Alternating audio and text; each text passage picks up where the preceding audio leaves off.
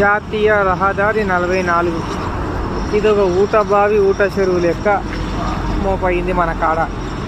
అయితే హౌసింగ్ బోర్డుకి చెందిన చాలా మంది అన్న కొత్తోళ్ళు తెలియనోళ్ళు ఈ రూట్లో స్పీడ్గా వచ్చి గుంతలలో పడి కార్లని డ్యామేజ్ చేసుకుంటారన్న. ఆ నుంచి ఇట్లా రాంగ్ రూట్ వచ్చి కూడా యాక్సిడెంట్లు చేసుకుంటున్నారన్న.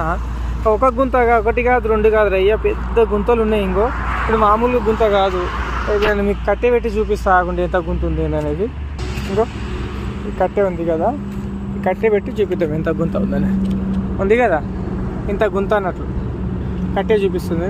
ఎంత అర్ధ ఫీట్ గుంతలాగా ఉంది. ఇంకా మొత్తం ఇదే ఉంది గుంత.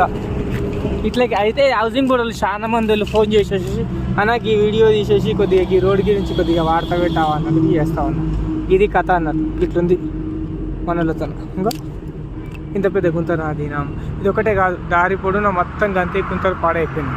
మరి ఇది జాతీయ రహదారి వాళ్ళకి వస్తుందా, మున్సిపాలిటీలోకి వస్తుందా, ఎవరికి వస్తుందా తెలియదు. కానీ కొద్దిగా చర్యలు ఏమైనా తీసుకుంటే బెటర్. ఎందుకోసం అంటే బస్సులు ఈ నుంచి బస్ స్టాండ్కి పోవాలి కానీ బస్ స్టాండ్కి పోతలేవు. ఆడ నుంచి వచ్చి అట్లా యూటర్న్ తీసుకొని అట్లా పోయి వస్తున్నాయి.